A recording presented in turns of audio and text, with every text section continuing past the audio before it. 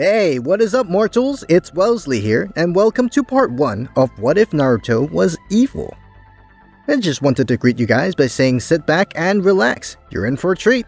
And so, we begin. Their eyes. What menacing eyes. All I see behind their fake smiles is the hatred they all have. Young Naruto was deep in thought, casually walking Konoha's streets.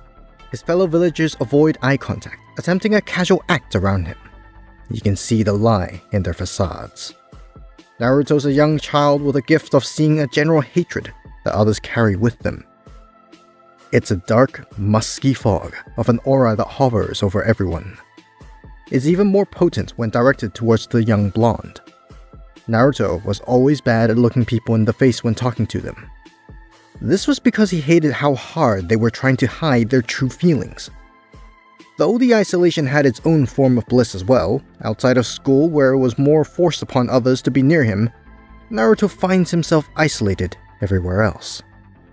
He would always hope to be someone they can look up to. No one ever told him why they perceived him as they do, but after some time of this constant limbo, he's grown used to it all. No responsibility, only a desire to see all those dark, musky, and foggy auras fade away. A swift swipe of a rolled-up scroll to the head was all it took for Naruto to lose his train of thought and rub his now sore scalp. He turned towards whoever attacked him with a menacing face, but he instantly eased up and saw that it was only an irritated Iruka sensei. Usually, Naruto's really good at sensing others' presences and intentions. This would be due to the hatred everyone bears towards him. However, Iruka was different because his aura for Naruto was so faint, it could be considered non-existent. It always cheered up Naruto to see that there are indeed people out there whose hatred isn't present. It tells him that he's not alone, and not everyone hates him, but those individuals are so few and far in between. Oh, it's just you, Iruka-sensei. Thought you were some jerk trying to pick a fight. Can it, Naruto? Don't think you can just skip out on classes again today. Holding everyone in the class while I have to fetch you every day is getting tiring. I swear, I'm getting too old for your negligence. And I'm 22! Naruto casually chuckled. Not funny. Now come on. You have the cloning exams today. It would be in your best interest to graduate, so you can finally fulfill your dreams to gain the respect of everyone around you. Right? Naruto put on a broad smile and followed Iruka back to class. You know it! Once back in class, Naruto entered through the door and immediately, all the chatter of his fellow classmates ground to a halt. The atmosphere voided. Naruto just avoided eye contact as he made his way back to his desk. Iruka continued through class, demonstrating the clone jutsu that the rest of the class will need to pull off to pass and graduate to Genin. One by one, each student would perform their clone jutsus until it was eventually Naruto's turn. He's not naturally talented at anything besides his overwhelming chakra reserves for his age. He fails the test, summoning a grotesque version of himself that shriveled into a blob of skin and flesh before vanishing into a cloud of smoke. The class chuckled in unison, making fun of a student's failure excuse for an effort. After class, Naruto meandered through the halls. The students around him whispered in each other's ears. Naruto wasn't sure what gossip they were sprouting, but based on the potent fog surrounding them, you could tell it wasn't anything that would sprout from a good conscience. Outside, Naruto found himself sitting on a swing that was mounted under a tree. He overlooked his passing classmates. That was, up until a blue-shirted boy with black hair walked past him. He had a face all too familiar with Naruto, the face of someone who's lost everything. Naruto's keen ears overheard some female students speaking to each other. Poor Sasuke. Losing his whole family the way he did? It's been a couple of years now, true, but I don't think I could ever get over that kind of loss.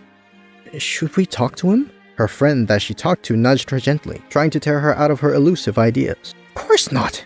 He'd probably get aggressive. When she noticed Sasuke was gazing at her from over his shoulder, the girl panicked. From him giving her the coldest stare she's ever seen in her life, both of them scattered. Naruto observed from his swing. He got to thinking. He's definitely heard of that tragedy. The adolescent ninja student thought nothing of it at a time since he had his own problems to worry about. Though, if his goal to get rid of everyone's hatred could come true, it would definitely be a place to start. He clenched his fist in determination before leaping out of his swing. I'll try and be friends with him. Later that day, Naruto stood outside the academy with Iruka.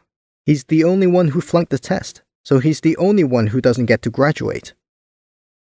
Naruto, are you sure being a ninja is something you really want to devote your life to?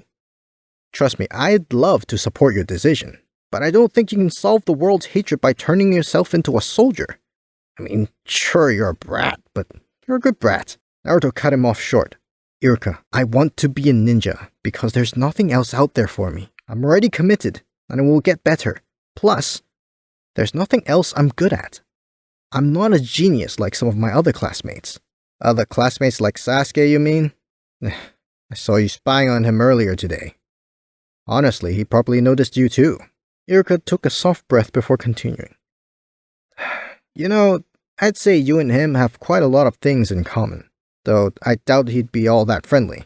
I'm sure you and the rest of the village have heard about what happened to the Uchiha clan residing here by now. Naruto nodded. I don't think it's wise to approach him, Naruto.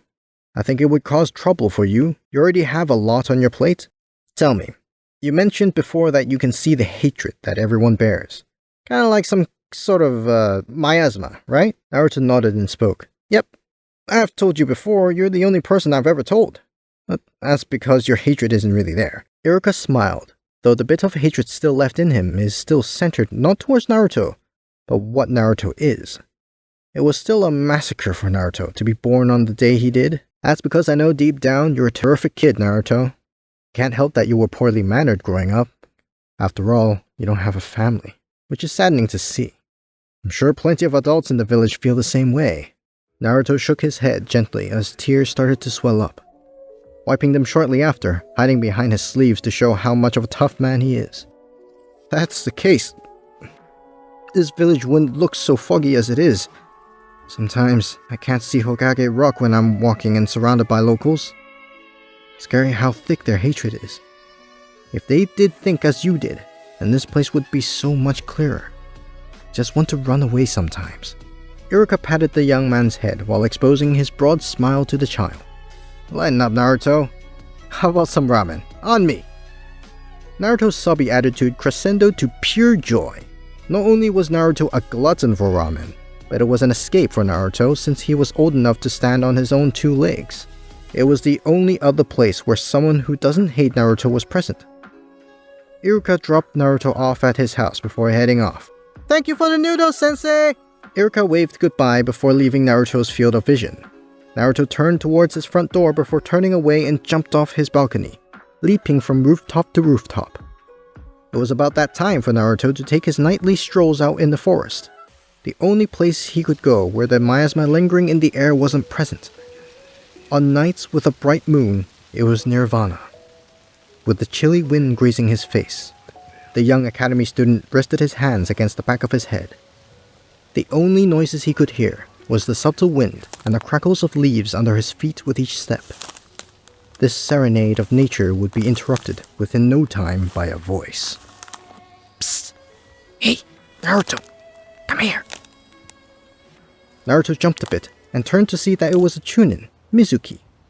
He talked about a plan to steal a specific scroll from the Hokage headquarters. It would teach Naruto a technique that would get him to pass the exam.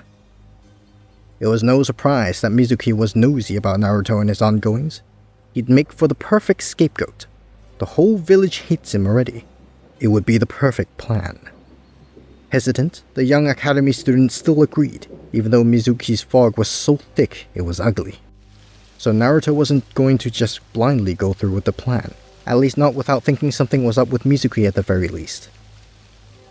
That same night, Naruto escaped the Hokage's office with the scroll in hand. A short time after, Naruto found himself back in the forest with the scroll laid out across the floor, where he began reading into it. He only managed to fit in enough time to study one of the sealed scroll arts before being interrupted by Mizuki.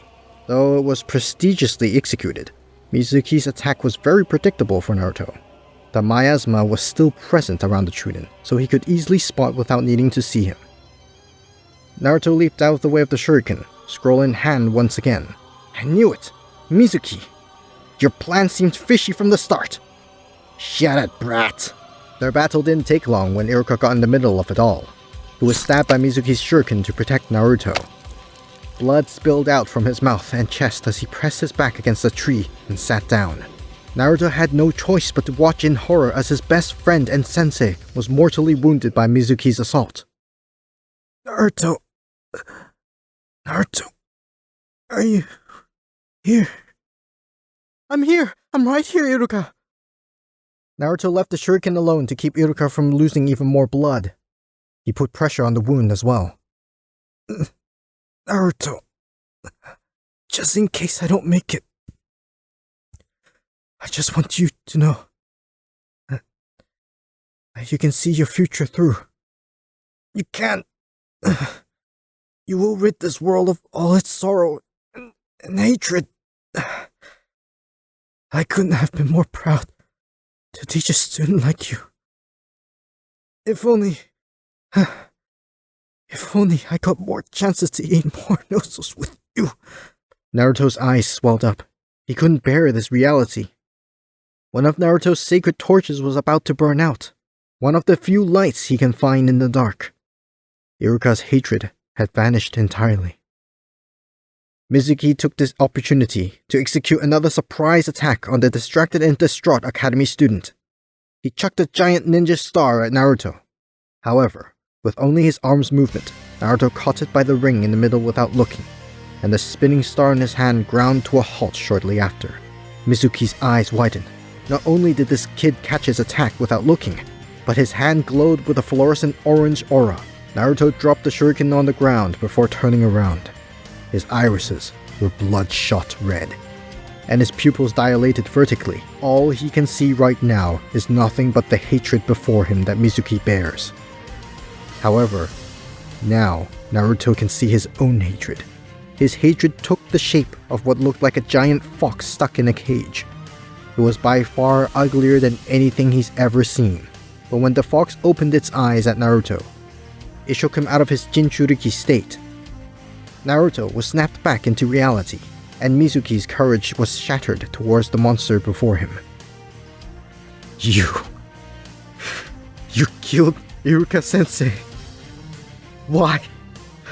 Why must there be so much hate in this world? Why must you take away from me the only person who believed in me, that I can conquer my dreams? Naruto began to lose it. In a fit of rage, he dashed at Mizuki while the white-haired Chunin began to initiate a tactical retreat, running for his life away from the demon child. Naruto eventually caught up to him and grabbed his scalp, forcing him out of the trees and back on the ground. When Mizuki finally managed to lift himself up and gaze forward, there was already an army of what seemed like 1,000 Narutos. Not long after, they each had a hand in Mizuki's beating. The clones vanished, and all that was left was the original Naruto, who mounted Mizuki before sharing knuckle blows to his face. You killed him! You killed him! Why? Mizuki's face was battered and bruised, while Naruto's knuckles were bleeding. A bit of knuckle bone was exposed through his skin. The young boy took many deep breaths to recollect himself, blood dripping from his hands down to his fingers. This awakened something in Naruto. He never tasted a real battle firsthand before, but the action he committed for victory got Naruto to realize just how amusing it was. Watching as he would wrestle with the vessel of foggy hatred and seeing it decline into nothing, Mizuki's hatred had vanished entirely. Naruto's face twisted to a conniving grin as his eyes glared up at the moon. He chuckled a bit before he spoke. The hatred. It's gone. Thank you all for indulging yourselves in the story thus far. Hope you enjoyed it. Now, there are a few more things that I'd like to go over before the video ends. Firstly, we've got a primary channel called We the Celestials. We the Celestials is what we do here already, but their content's centered around the crazy world and lore of My Hero Academia. So please, check us out over there if you're feeling in the mood for a roller coaster of quirky content. We also have another relative to our channel, Anime Deep Dive. Anime Deep Dive goes deep into the facts and lore of a wide variety of anime. It's sure to expand your weeb knowledge for all kinds of series guaranteed. I'd like to let you all know, on behalf of We the Celestials, I'd like to thank everyone involved in the production of today's awesome content. Their details will be in the description below. if you're perhaps interested in what we do here at We the Celestials, then I'd like to extend out an invitation to join the team. The only caveat being we only accept members 16 and older to join our crew. You can find us on our Discord, which you can locate in the description below. Our Discord is an all-round fantastic place to be, whether you're a fan or looking to join our band of misfits. All you gotta do is hit up the recruitment server and sign up for whichever category of work that fulfills your interests. We're always looking for members to join us. Well, that's it from us for today's video, so thank you all for watching and have a great day.